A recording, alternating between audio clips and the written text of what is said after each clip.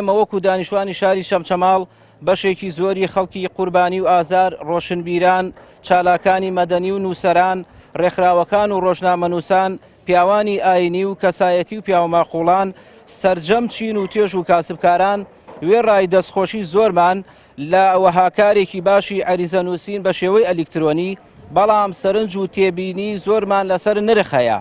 چاوەڕێ بووین پاداشتی شەهید و ئەنفال و ئاماری زۆرترین شەهیدانی داعشمان بدەنەوە، نرخی عەریزەنووسین لە 2000ەوە بکەن بە 1000 دینار، کەچی کردویانە بە 20 بۆ 30,000 دینار. بۆیە داوا لەلایەنی پەیوەندیدار دەکەین کە نرخی عەریزەنووسین کەم بکرێتەوە بۆ کەمتر لە 5,000، ئەگەر نا ڕێگەی مەدەنیانەی تر دەگرینە بەر و بۆیە ئەگەر کەم نەکرێتەوە ئەوە ناچارین فەرمانگەی دادنووسی دابخەین.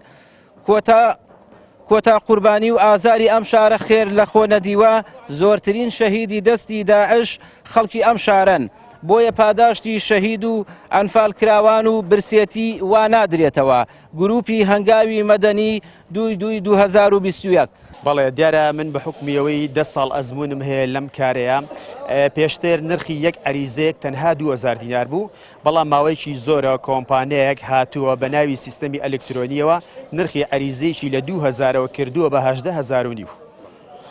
ئەمەش دیارە بارگرانیەکی زۆر قورسە لەسەر هاوڵاتیانی ئەم سنوورە بە تایبەتی کە قەزای چەمچەماڵ و ناحیی شۆڕش خەڵکی بەژمەینەتی ئەنفال و کەسوکاری شەهید و خەڵکی هەژارن.